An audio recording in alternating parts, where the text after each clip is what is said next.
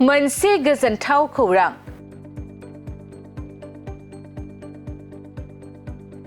BTR सरकारा ब्रैथि गोथार दमासि फोरबो खुंफुंनो साखाफारा चिरां जिल्लानि बुमेश्वर इको टुरिज्म पिकनिक स्पट खाख्रागाव राबापारायाव ब्रैथि दमासि फोरबो खुंफुंगोन बिटिआर सरकारा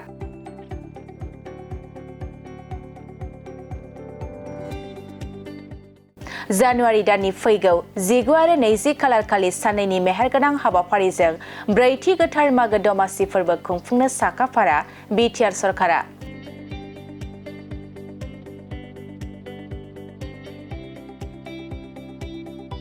बे गोथार मागो दमासि फोरबोआ आसामनि मोनसे एंगारहायै फोरबो जायखौ आसामनि गुबुन गुबुन जायगायाव आजै आजौमोननि समनिफ्रायनो फालिबोगासिनो दं। थिग बेबायदिनो गोथार मागो दमासि फोरबोजों लोब्बा लाखिनानै चिरां जिल्लायाव बिटिआर सरकारा ब्रैथि गोथार दमासि फोरबो खुंफुंनो साखाफारा। बे ब्रैथि गोथार मागो दमासि फोरबोनि गिबि सानाव हाबाफारि बायदियै Bodo' traditional dance, Rajbanshi traditional dance, Rabha traditional dance आरो कालचारेल प्रग्रामबो थागोन।